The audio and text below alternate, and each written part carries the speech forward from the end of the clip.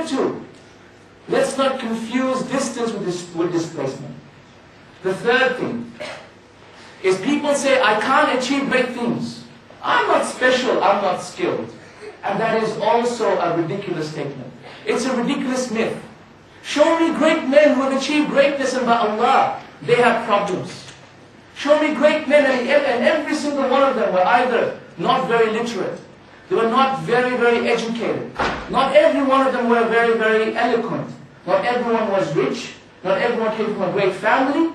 But by Allah subhanAllah, they achieved it because they had a great vision. They had a great vision.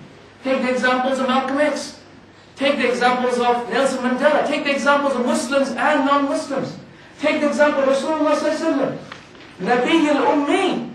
He was an illiterate prophet, yet the greatest of mankind. So to say that I have to be specially schooled in the art of visioning, or the art of leadership, the art of greatness, or to say that I have to have some special understanding, or some special abilities, is absolute fallacy. What you need is a huge dose of passion. What you need is a huge dose of purpose. What you need is absolute focus. What you need is tremendous desire. What you need is absolute dua with Allah subhanahu wa ta'ala. The last thing is another doubt that people say, which is everything's fine. Mashi al-hal. Mashi. And what's happening? Mashi. What is mashi? Yeah, mashi. Everything's mashi. No. For those who don't understand Arabic, mashi doesn't mean mashed potatoes. Okay. Mashi means, it's all good, it's all good. Whatever. Whatever. No worries, that's it. No worries. Right? So everything is fine. No, everything is not fine. I'm sorry, everything is not fine. We're actually here because we plan to be here. We have failed to plan, so we're actually planned to fail. My brothers and sisters, I also want to urge your caution against something which is quite common in our community as well. And if in conferences we don't talk about both the good things of the community as well as those things that need improvement, then we will have done our community a disservice.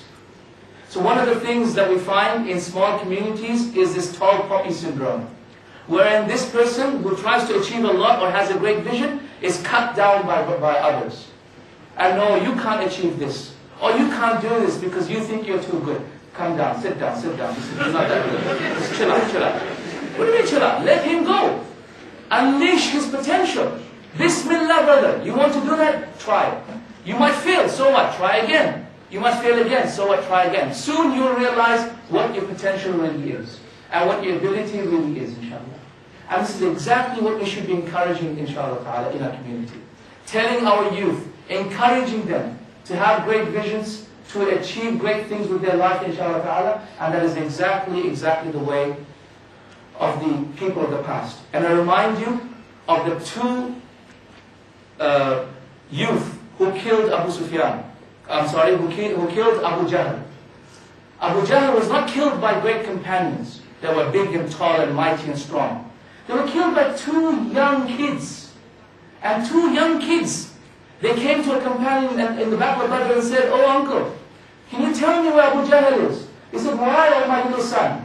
Why, oh my son? 14 years old, 15 years old, barely legal enough to fight in jihad. Because I have heard Abu Jahl disgraced my prophet, so I have sworn that Allah will kill him." Ya salam, Abu Jahl, the leader of the enemies? You have sworn to kill the leader of the enemies? Can you imagine that? The leader of the enemies surrounded by 500 knights and fighters of the enemies? But this boy, he dreamed and he had the vision to do that? Amazing. So help your youth to aim high as well. Unleash their potential. Don't hold them back. Don't say no. And unfortunately, two things stop us from aiming high. You know what they are? The first is what we're brought up with, which is no. Don't touch that. Don't do that. Don't drink that. Don't write with the left hand. Don't. So as a result, all our kids are repressed. No, I can't do this, I can't do this. It's all repression. I can't do this, I can't do this. A lot of no's. So that's one problem. The second problem is love. Too much love. And because of too much love, we actually repress a person. Because you know what? A son is now too afraid to harm anybody, too worried about the love and the relationship that he has to try and achieve something else. Because without doubt, when you aim for a great thing, you're going to cause some discomfort. And some discomfort to your loved ones as well. And sometimes love, or too much love, is actually bad for us. And this is exactly how sometimes love harms us.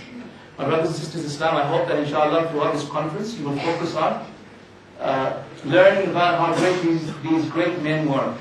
And understanding how they became great and why their visions were so great and what made them aim for such high visions.